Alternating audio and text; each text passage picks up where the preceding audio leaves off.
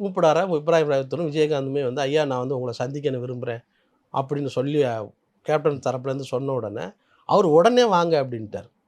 அப்போது அந்த உடனே போய் அவங்க சந்திக்கும்போது இந்த விஷயத்த சொல்லியிருக்காங்க. ஐயா இப்படி ஒரு இடம் எனக்கு ஒரு கல்லூரி கட்டி அதில் வந்து மாணவர்களை குறைந்த செலவில் அவங்கள வந்து படிக்க வைக்கணும்னு ஒரு திட்டம் இருக்குது.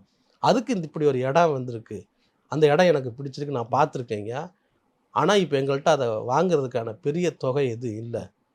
எனக்கு நீங்கள் கொடுத்தீங்கன்னா நான் உங்களுக்கு இந்த குறிப்பிட்ட காலத்துக்குள்ளே இந்த பணத்தை நான் திருப்பி கொடுப்பேன் அப்படிங்கிறத நான் உங்களுக்கு பத்திரம் எழுதி கொடுக்குறேன். நீங்கள் அதன் பேரில் எங்களுக்கு இந்த பணத்தை நீங்கள் கொடுக்க முடிஞ்சால் நல்லதுங்க அப்படின்னு பேசியிருக்காரு.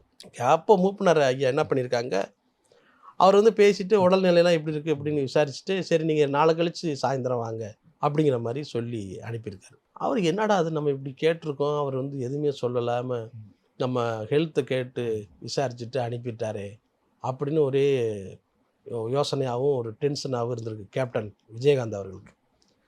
அப்போ மறுநாள் போய் பார்க்கலான்னு பார்த்தா விஜயகாந்த் அவருக்கு என்ன தொகையை கேட்டிருந்தாரோ இதை எடுத்துக்கங்க அப்படின்னு கொடுத்துருக்காரு.